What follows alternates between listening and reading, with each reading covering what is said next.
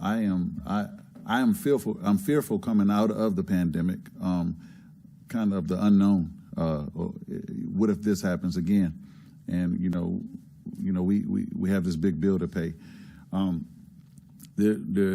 want the public to also know that we had a proposed 4-cent increase, and we were going with a 3 cents. So we didn't go the whole 4 for a lot of the reasons and concerns of raising it, for us kind of so much.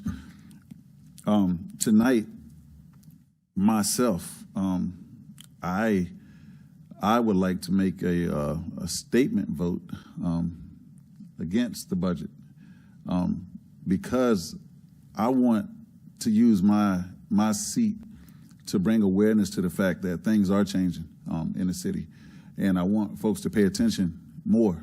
And I'm hoping that my vote down tonight, it's not.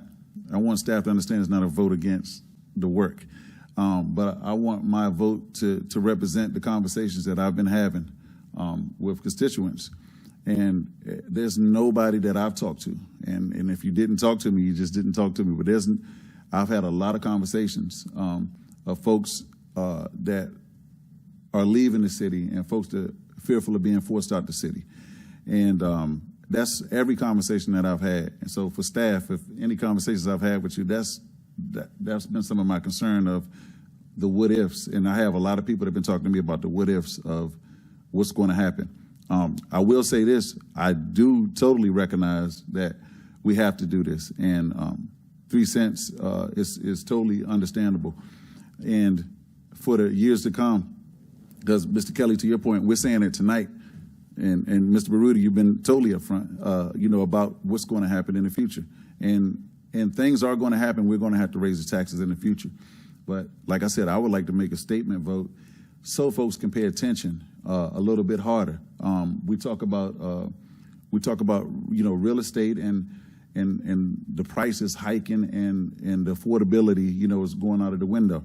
So I would hope that ever how this is presented to the public, I would hope that folks would understand that either you're going to live here or you're going to stay here, and it's your option. Because if you're going to live here, you're going to do your best and do everything to purchase here. And if you're going to stay here, you're going to rent, and you're going to be temporarily a Fredericksburg resident. So, like I said tonight, I would just and I haven't talked to staff or anybody about it. I'm going through my own. I have a lot of sidewalk talks that I'm telling you guys tonight. So, me personally, I would like to use my vote tonight as a statement of my constituents and what they've been saying to me. We are looking at tax increases for at least the next 2 years, fees going up for the next 2 years, just to maintain what we've got in this book, and most of it's being driven by the capital budget. There's a lot of other issues operationally that aren't in this budget, with our commitments to police, commitments to fire, public works, maintaining parks, backlog on parks. Now, some of it's in here, but not all of it's in here.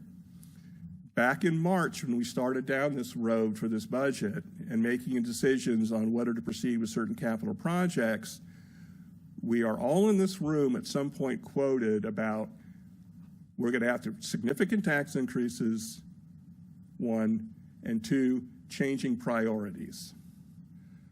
I think the time is now, or in the summer when we get through this budget, that we sit down as a council with the staff and have a very serious conversation about what we can and what we cannot do. Now, it is the city manager's job to put your budget together, but I think there needs to be, I seriously think there's going to be, we need to do a little pivot here with what we're taking on right now and what we've asked. Again, I have never been on a council where a city manager has said, you're looking at tax increases the next 3 years. Never heard that before. And again, I'm not jumping on his case in any way. He was very upfront about it, and I appreciate that. Never done this before. What's also interesting to me, and this just as a side, it has been tradition that taxes never go up on an election year. And next year is an election year. So this is going to be interesting. But I think it's critically important that some people have written, and I know not everybody around this horseshoe is happy with what's the information that's been put out there and saying this is not proper information, it's not right, and everything else like that. And we can say that, but we've really not addressed it. This is what's wrong and why. It's just there's misinformation out there. Don't listen to it. Then we owe a response to say why it's misinformation, one. Two, we need to explain to the public, and we had this meeting with the Planning Commission that was great, when the Planning Commission says people need to understand what they're not getting, what's falling by the wayside.